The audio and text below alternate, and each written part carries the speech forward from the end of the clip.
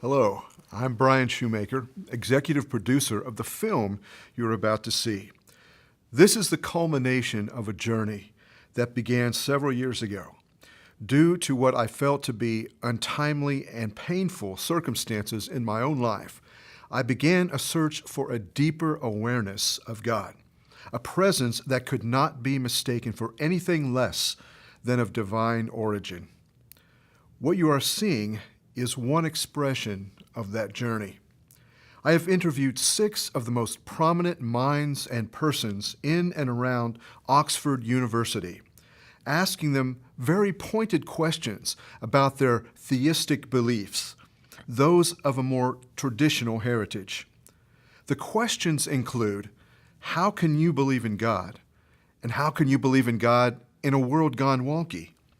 Is there conflict between rational thinking and spiritual revelation?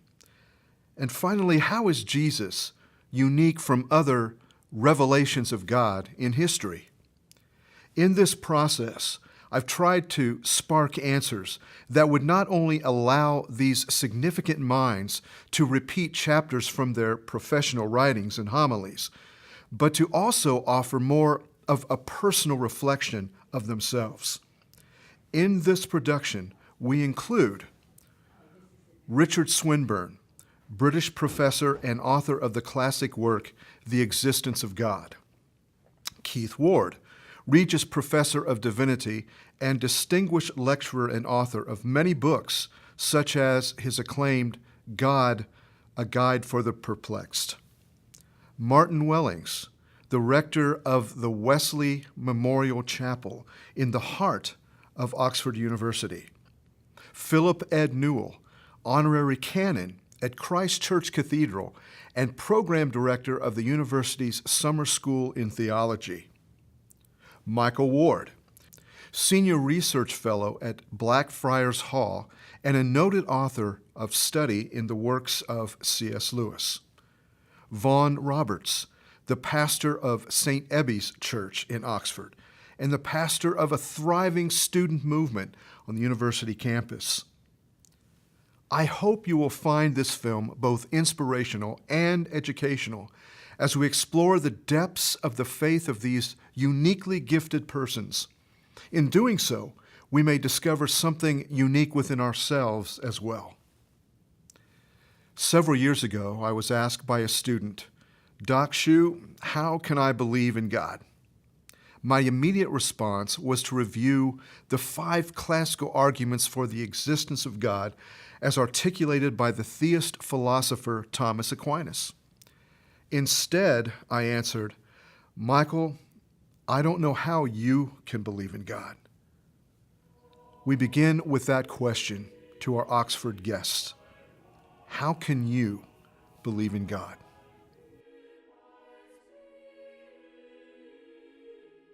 God is generous, and it would be generous of God, of course, to give us totally anxiety-free life, no problems, no decisions to make, be just like, I'm told, a life on in a continued heroin state. But that wouldn't be a very generous gift. God gives us a much more generous gift of responsibility. Responsibility for ourselves, responsibility for each other.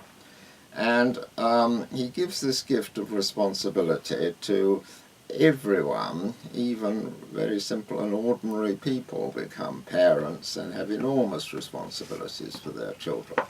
Now, you can't be responsible for anybody if the way that anybody goes is quite independent of you. You can only be responsible for your children if whether they flourish and are happy depends on you, and that means that if you don't do your bit, they won't be happy and flourishing. There is no way of in which God can make us responsible unless it's the case that if we don't do our job, things will go very well wrong. And of course we don't do our job, most of us, and that's why there's a lot of unhappiness in the world. It's not the only reason, but it's a major reason. But if God is necessary, if you can grasp that idea that you define God in philosophy as a being who exists with the nature that God has, then the universe, or some universe like this in its general outlines, has to exist. It follows necessarily from the being of God. Maybe little illustration would have that. You could say, people say God is omniscient, and they mean by that God knows everything, but God doesn't just know everything that happens. The concept of God is of a being who envisages, who knows every possible thing that could ever happen. And the set of possibilities, what physicists tend to call phase space, right? The set of all possible states that could ever exist. This exists in the mind of God, necessarily. It couldn't be different. If you get that idea, you say, well, couldn't there have been different possibilities? Well, no, because if a thing is possible, it's always possible. And if God envisages every possible thing, that's just necessarily what it is. Right, so among these possible states, there are lots of states of suffering and lots of bad states. They have to be in the being of God. Okay. So you've got to get back to that philosophical and ancient religious idea of God being necessary. Okay, so we're all right so far, maybe, but you say, but is God good then? And I think I'd want to say at that point that God is good in the sense that God brings out of states of suffering and destruction and despair. God can bring and aims to bring out of those states of love and relationship and healing and wholeness. And that's what it is to be good. So it's as though you're thinking of God as imaged in the person of Jesus, who grew and developed and suffered, but also healed and rose from death. And that's the Christian, I believe that's the Christian picture of the universe. It's a universe in which suffering necessarily exists. I think I would sort of turn the question around and ask, what do you mean by wonky? You know, the idea of wonkiness suggests that you've got an understanding of what is right, what is not wonky, what is straight and true. But what do you mean by that? Because if God doesn't exist, if there isn't an ultimate source of value, if we just make up our own values as we see fit, everyone, you know, individualistically making up his own sense of right and wrong, then what would you mean by the universe having gone awry? That would only be your sense of what it means to have gone awry, but why should I trust you? Why should you trust yourself? So this is one of the great points that C.S. Lewis makes, that, you know, the indignation with which the good atheist rails against the injustice and mercilessness of the universe is really an implicit homage to the God that he secretly believes in, but hasn't yet acknowledged that he believes in, who is, as it were, putting under judgment all the injustice and mercilessness of the universe. It's an appeal to that God. When you feel how can the universe go on when it's so bleak and apparently meaningless? Why would you feel that unless there was actually an ultimate sense of meaningfulness and beauty, goodness, and truth? Yeah, a standard through which you can measure what might be irregular. Yeah. So if the universe is finally chaotic, what would you mean by looking for sense? Yeah. You would have no ground for that desire unless there is this ultimate source of goodness. But in terms of thinking about the wonkiness of the world, as it were, I think the issue is not about God. I think the issue is fundamentally about humanity and human nature, and how we use the free will that we have for good or for ill. And that, for me, is the basics. It's not God, it's about us. One of the things that we want to ask, one of the themes of this series, is how can I believe in God in a wonderful world that's gone wonky? Yeah. So, and I think that would be the first question that I would ask you in regard to the wonkiness, I guess, of our world, is if there's a God, why is the world in the condition that it's in? Well, I think we take very seriously the hurts and the problems in our world, both in people's lives and in wider society. But I find persuasive the Bible's story that God has created a world that is fundamentally good, and also that God has placed within his world freedom of choice for human beings.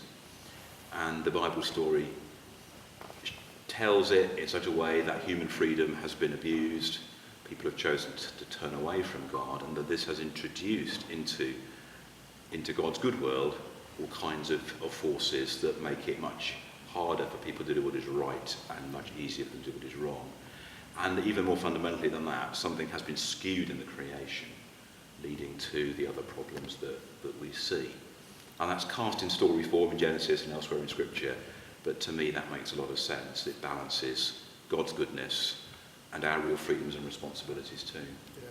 If you're talking to someone in particular, there may be some that are watching this particular broadcast, that do not have a biblical foundation, or may not even believe necessarily the Bible, and they ask you personally the question, away from theological speculation, how can I believe in God? How would you answer that without necessarily bringing what you believe to be a sectarian or a biblical view of the world? How can I believe in God with not necessarily with those things? Yeah. I guess that would come from a couple of directions. One would be that I think it makes sense, and the other would be to do with my personal experience of the reality of God, and particularly of God as Christians believe, and I believe we know him through Jesus Christ.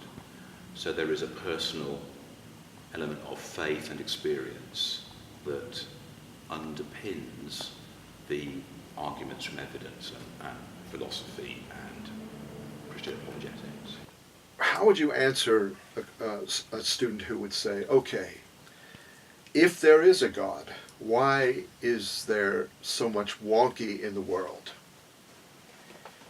It's an interesting way of putting the question, because if the person who's asking it is assuming there's no God, and yet is saying something's gone wrong with the world, well, that's not coming from a materialistic assumption. If you think that everything's just emerged by accident, then to think about right and wrong is not an appropriate category. There is no right or wrong. There just is. This is the way the world is. But I think deep down, people instinctively feel it shouldn't be like this. Now, where does that assumption come from if we've just emerged by accident? Because there's no right or wrong. So the very fact that someone's asking that question suggests an instinct which points towards an objective sense of right and wrong. That still leaves the question. Every time we do a good thing, it becomes easier to do a good action next time. Every time we do a bad action, it becomes easier to do a bad action. Let's say we form our own characters as well as making a difference to the world.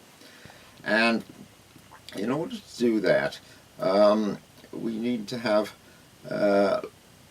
opportunities, many opportunities for choices. Not if all those choices were ones in which we could harm other people, there'd be a lot of harming of other people going on. We need those choices where the harm we can do or fail to do is to ourselves. And God provides those opportunities by giving us personal pain and trouble. For example, if I'm ill, I get into hospital, I have a choice how to cope with this.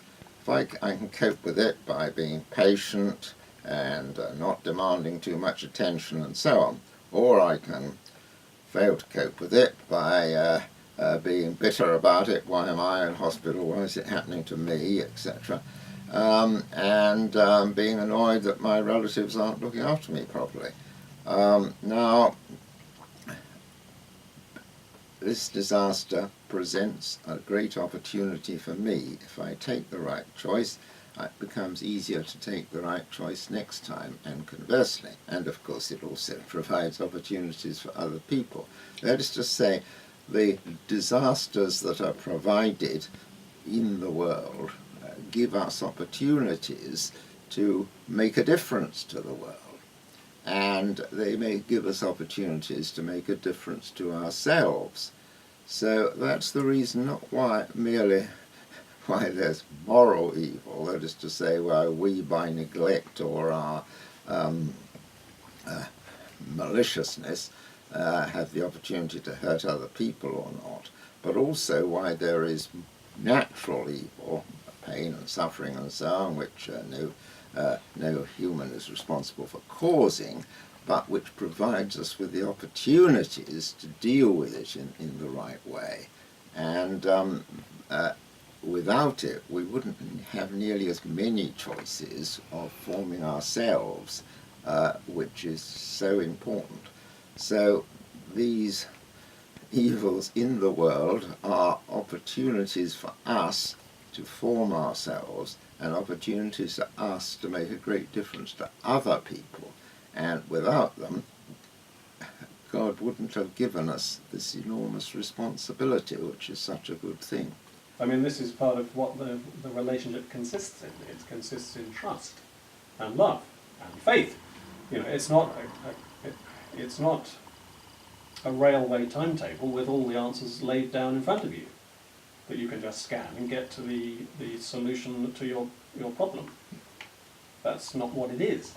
That's not what faith in God is. This God that you say is a God of love is not threatened by our questions. No, not at all. Maybe welcome them. Welcome our questions. Yeah, of course. You know, look throughout the Bible at the psalmists questioning, "How long, O Lord, how long?" And look at Job and all his problems, and you know, you look at Jesus himself crying out on the cross, my God, why have you forsaken me?" But he asks that question of the God that he feels forsaken by.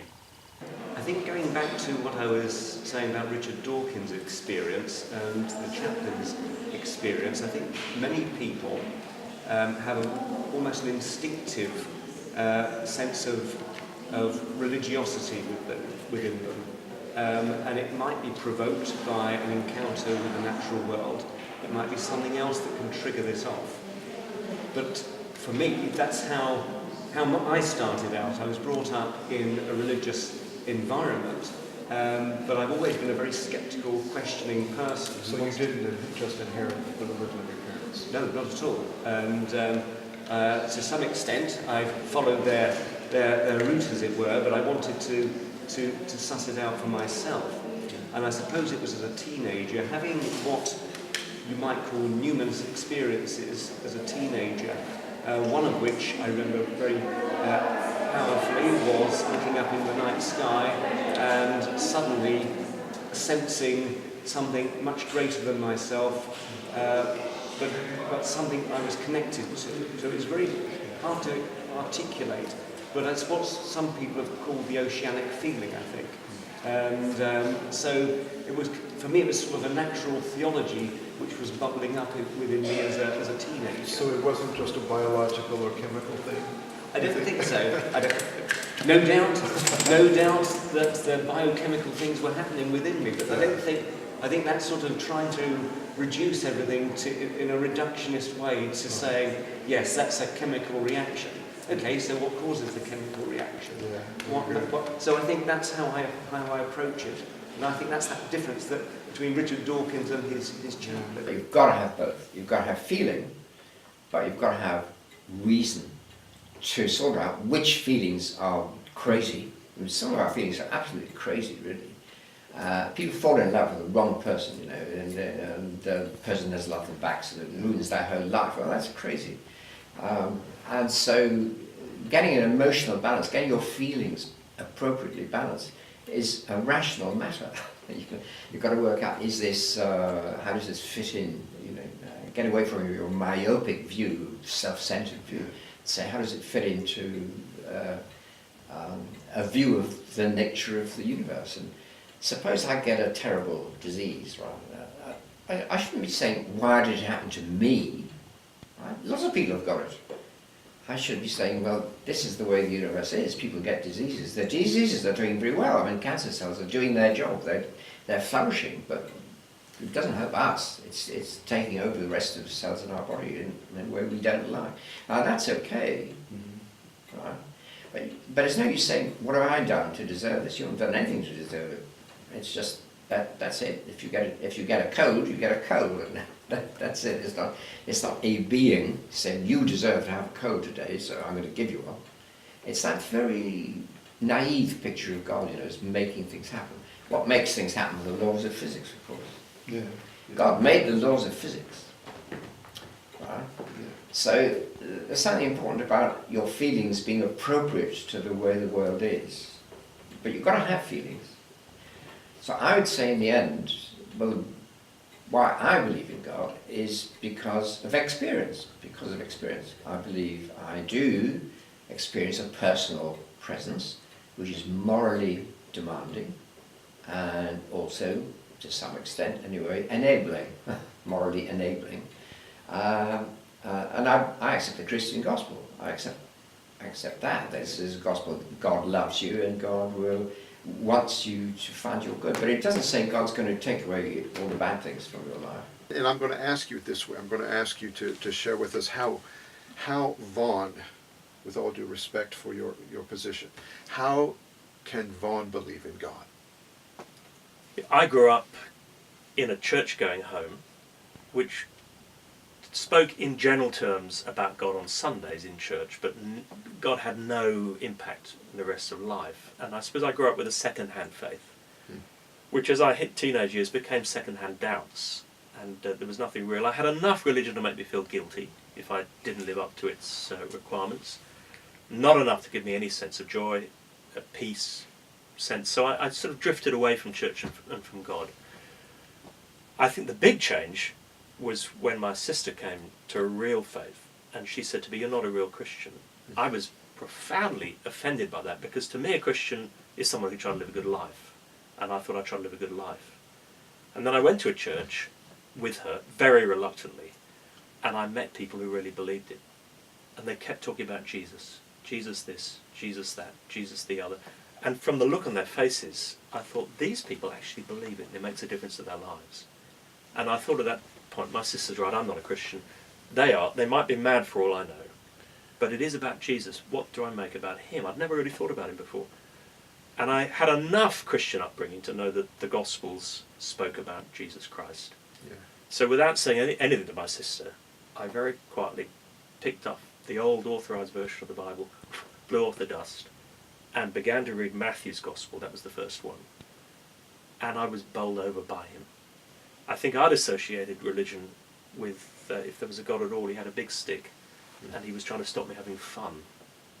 And he was sort of vague deity out there, cosmic spoilsport really. And to see Jesus making these astonishing claims about himself, not just speaking generally as most religious leaders do, if you want to know God, go to that place, go to that book. Jesus saying, come to me. I couldn't put him in any normal human category. He made these astonishing claims to divinity, and he backed them up by his life, his teaching, his miracles. The resurrection, which I found I couldn't explain away. I needed to have more faith to believe the alternative explanations, so to believe what he was claiming, what the New Testament was claiming. So it was a remarkable experience. It was as if Jesus walked off the pages of that book and into my life. And as I was reading, I thought, I cannot argue away his claim to be God. And I instinctively thought, my life will never be the same again. So how am I a Christian and believing in God? Really because I can't explain Jesus any other way than in God categories. And they were the categories that he used as the divine Son of God. That was his claim.